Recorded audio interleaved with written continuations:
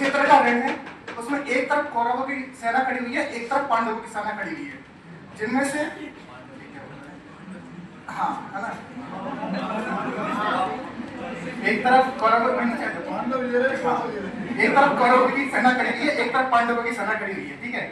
तो क्या है कि जब गोविंद गए थे कहाँ,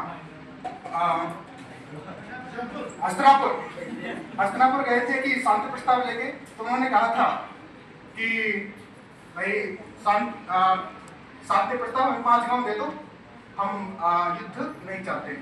तो दुर्योधन ने कहा था कि नहीं, ऐसे वाले वाले कहकर उनका अपमान कर दिया था, और जब अपमान कर दिया था तो वो आए युधिष्ठिर के खेमे में और कहा अब तुम्हें युद्ध ही करना होगा, तुम्हारे पास कोई दूसरा चारा शेष नहीं रह जाता है।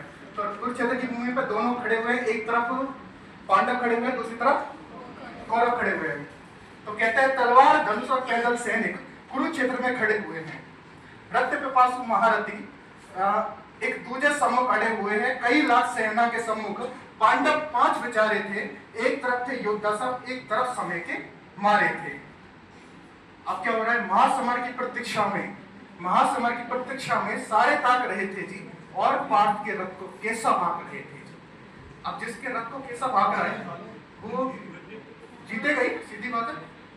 फिर क्या हो रहा है, रणभूमि में सभी नजारे देखने में कुछ खास लगे।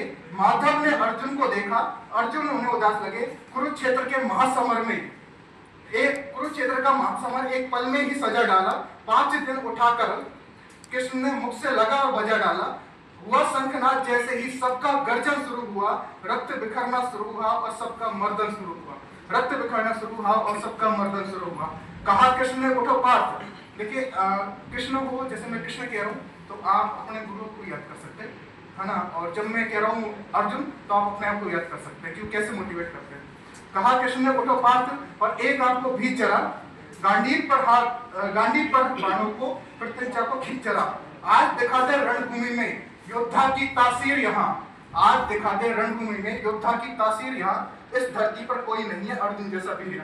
हमारा मन भी तो कहता है ना बार बार कि हाँ भाई तुम दिखा दो एक बार बस सिलेक्शन देके, ठीक है। सुनी बात माधव की तो अर्जुन का चेहरा उतर गया, एक धनुर्धारी की विद्या मानो चूहा उतर गया। बोले पार्थ सुनो कान्हा, बोले पार्थ सुनो कान्हा, हम तो इन सबसे